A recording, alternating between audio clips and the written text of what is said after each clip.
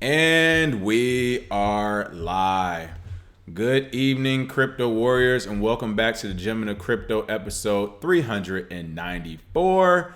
Today is Friday, May 3rd. I'm King. And I'm Bitcoin Zay, and we are here to bridge the gap between cryptocurrency and the community Monday through Friday at 3-ish. At 3-ish. And it's time. And today we have a lot of top stories. Facebook seeks reported $1 billion for Facebook coin. MIT's Christian Catalini said to be working on Facebook cryptocurrency. That's one and the same. Ripple inks a deal with a $40 billion money transfer giant. Intercontinental Exchange used crypto winter to scoop up digital assets for BAT. Binance API seemingly reveals that margin trading has been enabled for 9 trading pairs.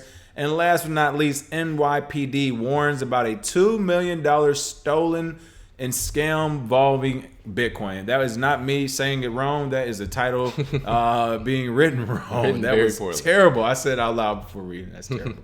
But first, as we said, top story. Wall Street Journal has reported Facebook seeks a reported $1 billion for Facebook coin amid talks with Visa and MasterCard. So this thing isn't a secret anymore. They just put it out there. Wall Street Journal's reporting on it. We've seen it, some of the hype on some crypto news channels, but the cryptocurrency project dubbed FBcoin for Facebook coin has fueled rumors for about a year that Facebook wants to add payments to its users. As more information trickles down, which of course that's given away to the media, it appears various options are under consideration by executives, including payments via a user's Facebook profile. So this is one of the next steps in Facebook becoming an e-commerce company. Even quotes here, Facebook is also talking to e-commerce companies and apps about accepting the coin and would seek smaller financial investments from those partners, one of the people said. So whoever these people are that are just randomly giving the news to Wall Street Journal, shout out to them for letting it trickle out, because the hype is building, and I think a lot of people want to use a Facebook coin, if not just to see if it'll work. Of course, it won't be a real cryptocurrency, but it will be interesting to see if they'll have their own currency. It looks like here, according to Wall Street Journal sources, however, the huge fiat backing is further deliberately designed to remove perceived doubts about Facebook coin versus Bitcoin and other cryptocurrencies. Volatility, they said, should be avoided in order to boost uptake. That statement right there, according to Wall Street Journal sources, basically explain why you should not want Facebook coin or any other centralized coin. They really think Facebook coin and other cryptocurrencies are about the backing of fiat currency. Now, granted, they're talking about a stable coin here, which if they end up doing a stable coin, I understand the statement.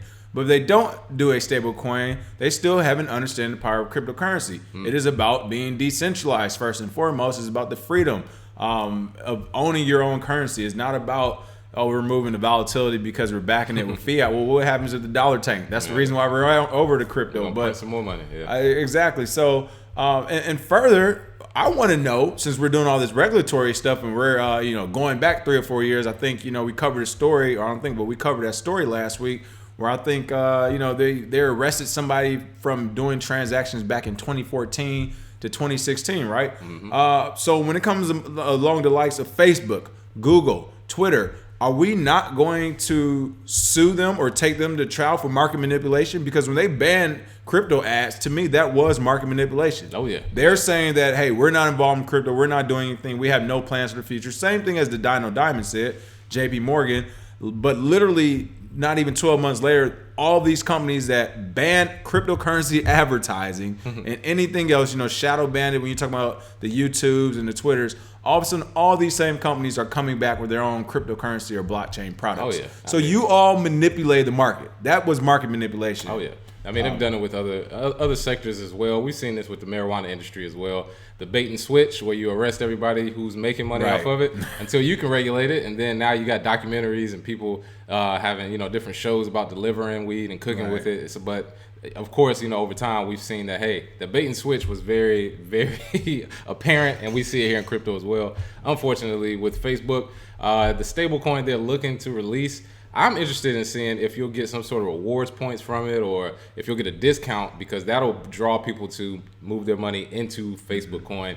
but it won't be a real cryptocurrency. We know. I mean, I think the first year they'll probably do something similar to Coinbase, like a $10 referral fee type of deal. Oh yeah. Watch, like they're going to front load this thing, throw all the money in it. I mean, it's going to be kind of like where YouTube's going now. If you remember, YouTube used to have no ads, people. Yeah. And now not only is there ads, but YouTube's asking you to join their YouTube Red or whatever program they have now for $10 a month, like every other video. So I expect the same thing, but kind of piggybacking with the Facebook, with Facebook Coin, they actually have someone that's really good coming to come work on it. Looks like MIT's Christian Catalini is said to be working on Facebook cryptocurrency. Who is Christian Catalini? I mean, of course, he's associated with MIT, so we know he's brilliant. But why is this such an important figure for Facebook to be getting help, though? Oh, yeah. Well, I love the fact that Catalini declined to comment to CoinDesk.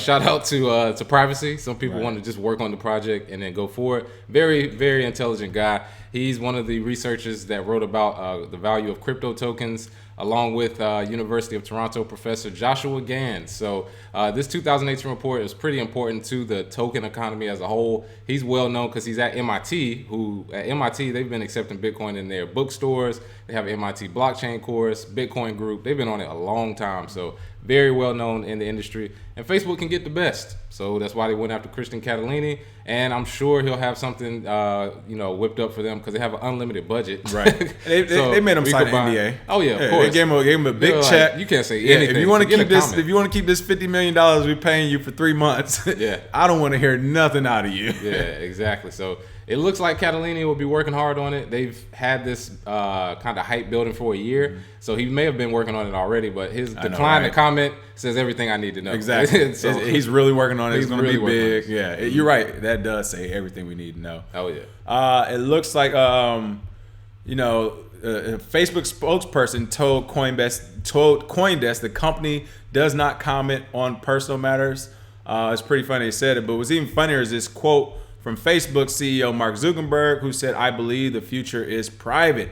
He said that this week's company's F8 developer conference, again, people, it's just like we said about the bankers and some of these other big institutions, they're trying to get this marketing thing going now to reel you in. I mean, this is literally a guy who's just in front of the Senate and Congress about selling people's privacy, telling you that he believes the future is private. Like, come on, man. If you believe that, smack yourself on the back of the neck. All right, makes no sense. He doesn't even blink, so I don't believe anything Zuckerberg says. Right. I don't believe it. All right, some quick shout outs. We see the chat box is starting to fill up. Finally, I saw there was a late notification apparently. But what is going on, Sergeant Crypto, Tony Nolly, Andre Durden, Wired Spark said Facebook will block all ads and posts about any other crypto. Nope, not for me. People already leaving. I already know it. Madam Crypto, hola. Tessa Hall, hello. Welcome to the party. Mildly Toxic Frog Juice. Hi again, lads. YouTube days when content and messages weren't filtered. Now I open YouTube on ad lock only. That's crazy, right? Yeah. Like, I mean, you talk about the good old days. YouTube seems like it's young. YouTube's actually getting pretty old at this point. But who misses those old days? Oh, yeah, man. Tommy Brown, what's going on? Harold George, there we go. Everybody's up in here. Yeah. Zuckerberg said he's going to do to the public what he did to the Gemini twins. Pimp hand. Pimp hand. Right. All right. Amazing story or at least that's what the headline says. Ripple inks a deal with a $40 billion money transfer giant. That is right. A $40 billion money transfer giant. Looks like their latest partnership is with Rhea Money Transfer, which will use RippleNet to facilitate real-time blockchain-powered global payments. XRP, of which Ripple is the largest holder, is up 1% today, which is very interesting to see a story of this magnitude and for Ripple not to get a pump from this.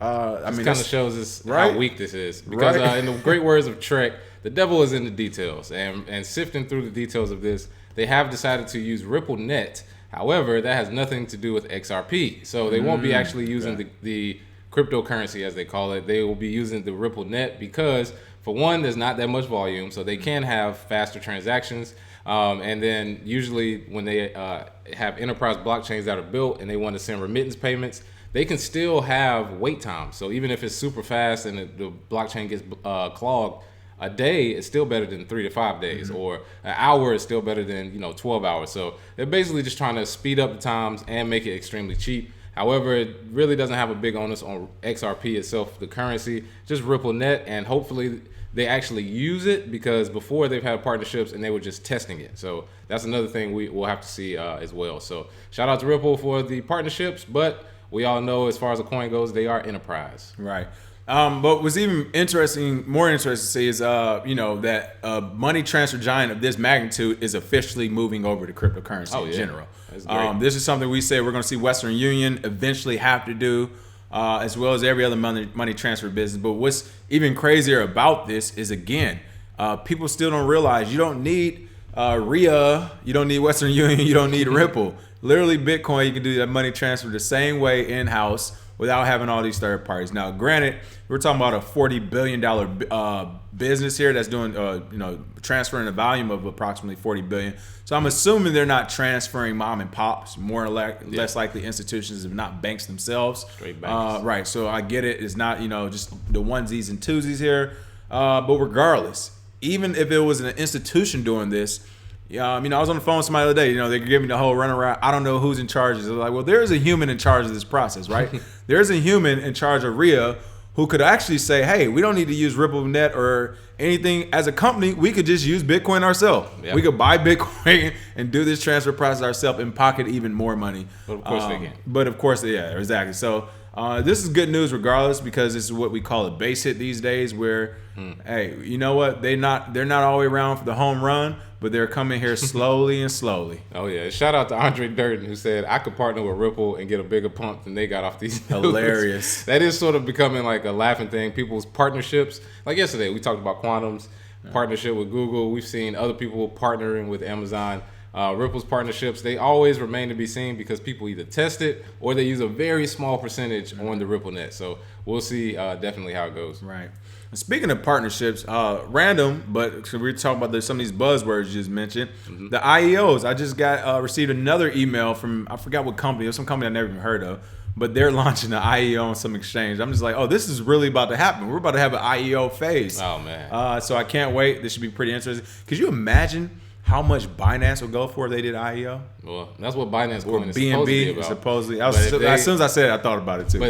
But say they take the Binance Coin and then have a certain burn rate or a burn thing wherever they get rid of certain coins and say, hey, which they just did, and they transfer it over to the new chain. That's basically an IEO for them, because they got a pump in prices. So yeah, they kind of did it, but a kind of backdoor way. It was a backdoor. They had a coin already made. And they're not technically. This was for the trading, not necessarily for the company itself, or the exchange itself. True. But yeah.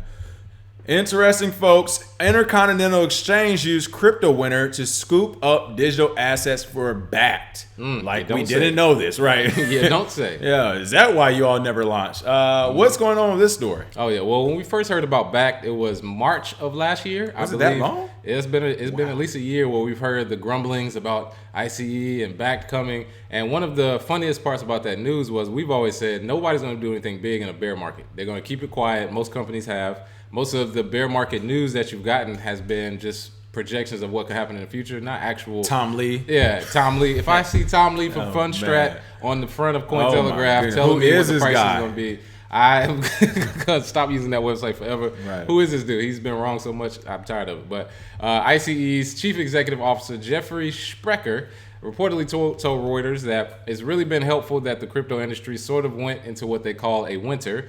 2018 was a bear year for digital currencies. In mid-November, crypto markets suffered double-digit losses, bringing Bitcoin below 5,600 for the first time. So it says later, we've actually looked at a number of different companies and acquired a company earlier this week that wouldn't have been available to us if the market had been really hot. So they've been acquiring during this accumulation time. We've told people it's really quiet right now. When things pop off, the FOMO will be back. Right. But you have to know these companies have been lying dormant for a reason. They're buying assets, they're buying companies, buying crypto, and of course acquiring different companies. So good for them for coming out and saying it. I mean, we know it's happening anyway, but thank you. All we want is the truth. Yeah, I mean, some people have been like, why hasn't it come out? Duh, they got to get all of their ducks in a row before they present it, and they have to get as much Bitcoin on their side as possible. So good for them coming out and saying it. We already knew it, but we know for sure now. Well, and I would say to ICE Chief Executive Officer Jerry Sprecher as well.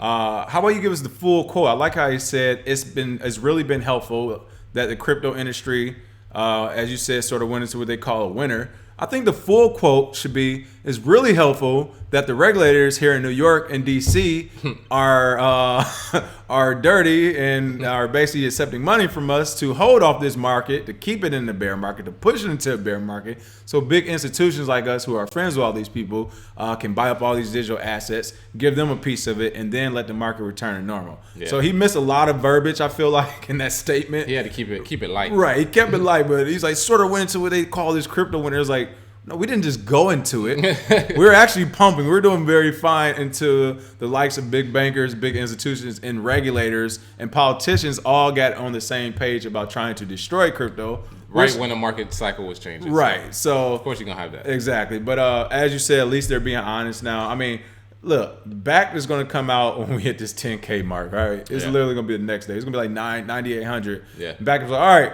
we finally got everything ready. We're ready to launch in 16 hours. Like, wait, what? Exactly. Like, how? How's this possible? Exactly. I thought you needed time.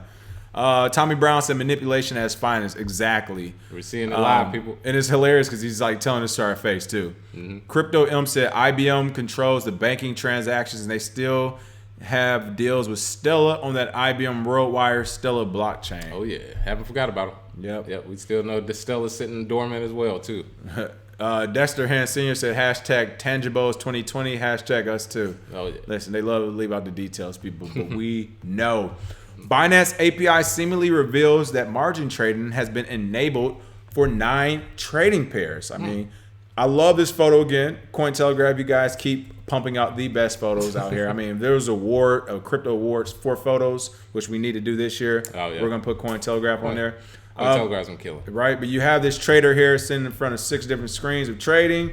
And something that we have said many times before when we mentioned the likes of Kraken and Poloniex is the things that they had going for them was that early margin trading before most of the crypto market. Especially Polo. Oh, right, Polo Once they stopped that in the U.S., they kind of died. Right, it really did. That was, but if you're a trader, you understand how big this is. If you're not, again, just to let you, the short version of what margin trading is that you're allowed to borrow capital, cryptocurrency, of course, to put that up with your trade. So instead of just trading 1 for 1, you might be able to borrow another 2 or 3 and trade that all as well. Now, could you lose it all very quickly? Yes, but you also make a lot on the back end.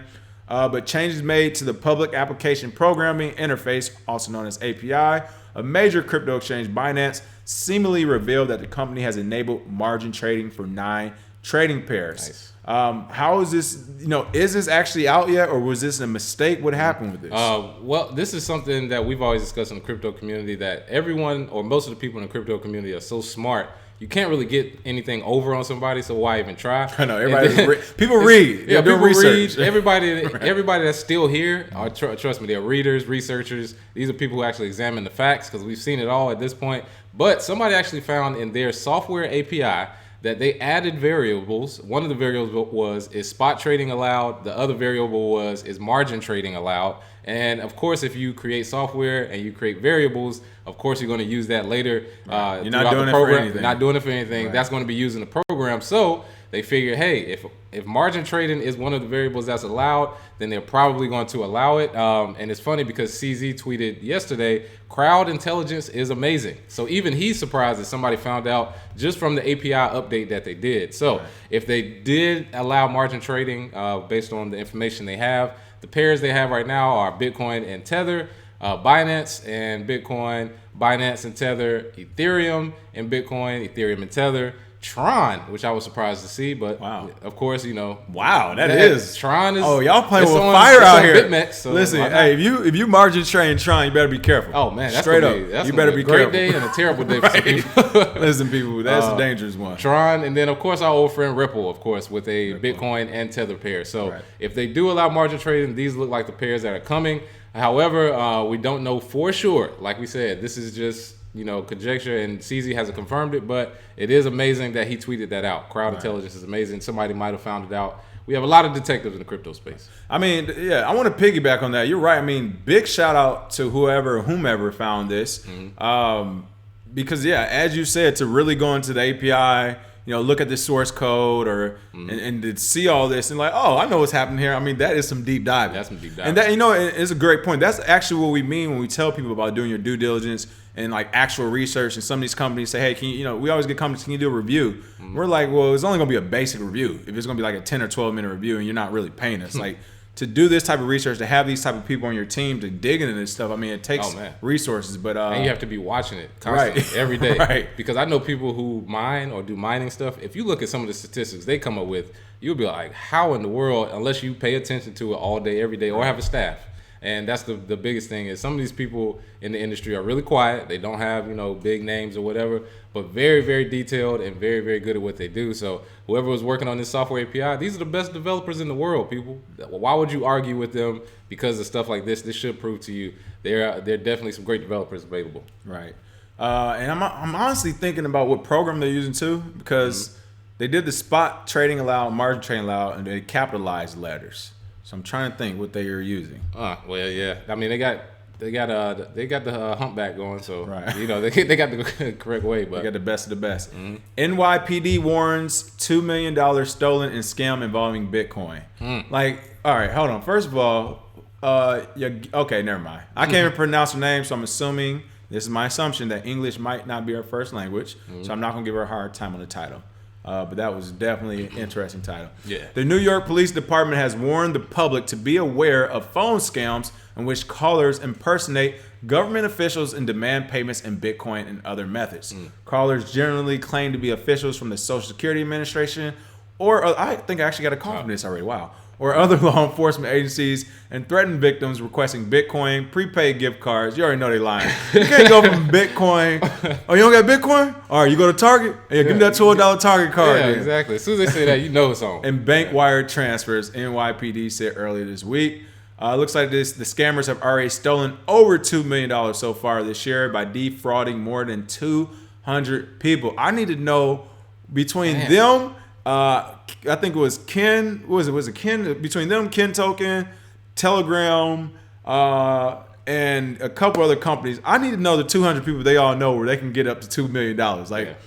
I mean, that's pretty good. Yeah, they probably were calling older people who get scared, and they're like, "Well, what do you mean? You can take my such and such?" Right. And then they basically force them into giving them something in order to get them going, because that's where most of the scammers, they call home phone numbers. Who has home phone numbers? That is very old true. People. And most old people, when they, older people, I should say, when they pick up the phones, if they're not aware of what Bitcoin is, they don't know who's actually calling them. Somebody could sound like a government official. Hey, we have your social security number, and we can use it unless you give us $10,000 worth of Bitcoin or prepaid gift cards. Like, could you imagine? How random is that, right? All right, well, Bitcoin, I don't have that. All right, a gift card. Like, what? You sound like Ezel from Friday. It was hilarious. Like $100,000. We were like, no. It was like, all right, $20 in the envelope. Like, what? How you go from that to that? So you should know it's a scam. However, this happens so much. At some point, you have to realize that these people exist. Unfortunately, the chief of community affairs, Nilda Hoffman, stated sophisticated phone scams use to trust victims having their own government and law enforcement agencies against them. Victims of this type of phone scam are not limited to senior citizens. These criminals are targeting every strata of society, and every demographic is vulnerable. Yes, except for people like myself who do not trust people calling from government, from law enforcement. I don't believe you. I'll tell you how they get you, because I was got before years ago from the fake bank basically, but I had just woke up when the call woke me up, and I picked up the phone. I'm just like, huh, what? Like, I'm giving them my information, and literally as soon as I did it, I hang up, I call my bank like that. Was something, I just woke up and gave somebody my bank information. But they use that against you. This one, I do remember. It was about a month or so ago. It wasn't this is the exact one, but give a shout out and let all my military veterans or people in the military know there's a VA scam going on, and they're same type of deal, but they're calling saying they work for the VA or whatever, and that they need your social security number in for you to send them like $10 payment via whatever, and they can just take it across the phone. I mean, it's just a straight up scam. But yeah, as the NYPD Chief Community Affairs is saying, like, this is happening, and they're trying to go after every demographic. So it's crazy. And they also say, scammers are using a technology called spoofing to manipulate caller IDs to display phone numbers of the Social Security Administration and other official agencies. That's actually what happened to me. And then even worse, I actually called one of the numbers to which I knew was the VA to figure out what was like, after I hung up, called them back what's going on. And even crazier, they ported the VA's phone number. Yeah, so the official VA number was going to the scammers, people. Like, this is where we're at right now. Yeah. To the point, I think the VA had to put on their website, like, don't even call these numbers anymore. They got them. Like, we don't know how it happened. And that's the VA, people. So, I mean, think about what they're doing to, which one was this they're using? They said IRS or Treasury or something. Yeah. Like, the Social Security Administration. Yeah. People, and they're people dated. Not that savvy. Exactly. They are dated when it comes to technology. I would guarantee it's probably actually easy to do a social engineering attack on the Social Security Administration. Yeah. Once you got the phone number. Right. You got the phone number, you got to have the battle right there. So, yeah. Mali Toxic Frog, you said impressive, didn't know they can do that. It's getting crazy. Yeah. And do not try and go to an ATM to send somebody money or a prepaid gift card over the phone. If you're thinking about it, don't do it, please, because this happens a lot. And it looks like Tommy Brown must want some sock puppets beating down his door, because Tommy Brown said, wish I can get a call like that, send them some XRP. Look, they are going to come for your head for that box comment. Good luck on that. Last but not least, one story we actually weren't going to cover, but we'll just talk about it because, they're using this spoofing technology. But that's a new, we'll just bring it up. Here it is. Indian tech firm Tech Mahindra, I might be saying that wrong, Mahindra, is trying to combat spam phone calls with the blockchain. Now, we didn't want to go too in depth about covering the story because it's one of those things where it's a novel idea. It hasn't been a lot of execution. But basically, there's an Indian tech firm, as it says in the title, they want to combat all of that spoofing. It even says it in the story. They talk about the spoofing that's been going on. So people are working on it. That's something that, hey, if you have a cell phone right now or even a home phone, I'm sure you're getting spoofed at least 2 or 3 times a day like everyone else out there. It is literally getting crazy. I think a new report just came out at the beginning of the year saying I think almost 65 to 70% of phone calls made today are spoof calls. So they're fake calls, robocalls. Nobody's calling people anymore. Right. Who is calling people? Who's talking on the phone? Right. It's crazy. Hey, how you doing? How you doing? So this is happening, and if you get it, people, again, don't give away your personal information, especially when they're asking for Bitcoin or prepaid cards. I love that. Yeah. I could only imagine the scammer be like, "You only got 2 Bitcoin? All right, I'll take all the prepaid cards you got in your wallet right now." I supposed to go to Walmart. I'm like, what? Listen, I kept thinking about Walmart prepaid cards too for some reason in my head. That's hilarious. Yeah, you're not getting nothing, brother. All right, for the free cryptic coin, what are we doing today? Oh yeah, so for our free cryptic coin today, do you actually think BACT is going to come out this month? Let us know if you think it'll come out in May of this month, 2019. If not, let us know why. If so, let us know. That's hilarious. They've come out and said that they're scooping up all of the stuff during the crypto winter, and if we're leaving, seems like they will be on the move soon. So let us know if you think they'll finally open this month. Put your cryptic coin address, and we'll send those free coins. It's crazy. As you said, they're scooping up everything in crypto winter. I am not for crime or criminals, right? However, it is tough to be mad at the hacker that hacks places like BACT and the Equifaxes and Deloitte's when they're coming out doing this. Like, if somebody were to hack Facebook coin, I can never say I was like upset about it. I'm like, well, you guys, you came out lying to everybody. You try to do this little big hustle, like, That's what happens. That's what happens. Same with JPM coin. So it's about to be this double-edged sword where it's like you want people to do the right thing and all that, but it's also like, well, these companies didn't, and hopefully security-wise, they're taking this L. So just had to throw that out there.